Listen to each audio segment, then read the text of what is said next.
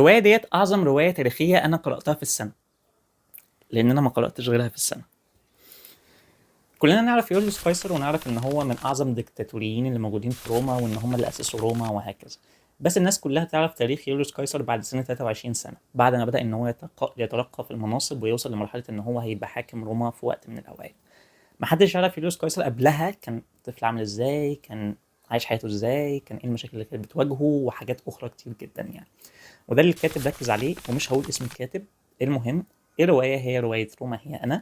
والكاتب قرر إن هو يركز على طفولة وشباب يوليوس قيصر في شكل محاكمة هو بيعملها لديكتاتور أو طاغية اسمه دولابيلا، كان بيحكم مقدونيا.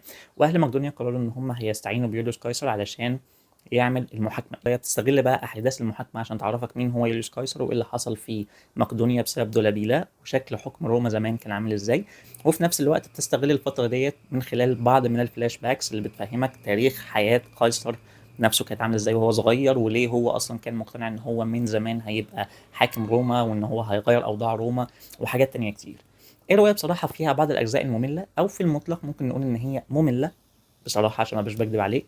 بس لو انت بتحب الروايات التاريخيه وحابب الفتره ديت من التاريخ، هتلاقي ان هي مصدر حلو قوي ان هي تديك معلومات عنها يعني. لو عايزين تجربوها جربوها، بس زي ما قلت لكم حتى لو انت بتقرا روايات تاريخيه هي ممله زياده شويه عن الروايات التاريخيه العاديه. وفي فيديو كامل على اليوتيوب هينزل اصلا عنها بكره، اتفرجوا عليه وبقولوا لي رايكم. ويلا، بيس.